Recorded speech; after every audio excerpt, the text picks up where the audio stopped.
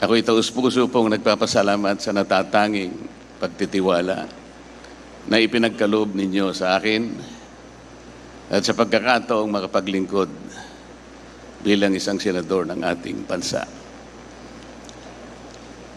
Ang tagumpay na aking nakamit ay tagumpay po nating lahat. Para sa akin po, ito ay tagumpay na rin ng pag-iral ng demokrasya sa ating bansa. Isang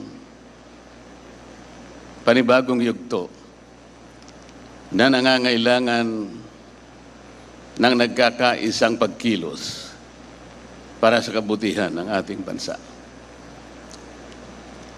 Ang pagtitiwalang ito ay hindi lamang katuparan ng isang karangalan na iginawad sa akin. Higit sa lahat, ito po ay sumasagisag sa isang mahalaga ngunit mabigat na pananagutan. Ang paglilingkod ng buong katapatan. Pagsisikapan ko po ito ay aking balikatin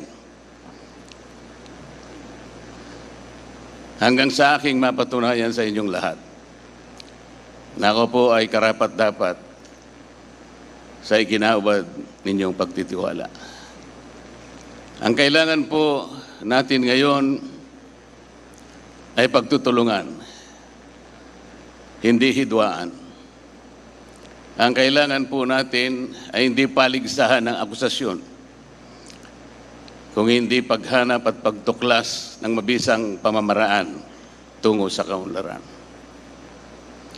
Ang 6 na taon na ibinigay po ninyo sa akin ay hindi tungkol sa paggamit ng kapangyarihan, kundi sa pangingibabaw ng tapat na paglilingkod na inaasahan at inaasam ng ating mga kababayan. Hindi po ito tungkol sa pansariling kapakinabangan, kung hindi ito ay sa kapakanan at interes ng bawat isang Pilipino. Maraming salamat, Chairman George, at sa buong kawani at mga opisyalis ng Komisyon ng Halalan. Maraming salamat po sa sakripisyo ng aking pamilya. Magandang hapon po sa ating lahat.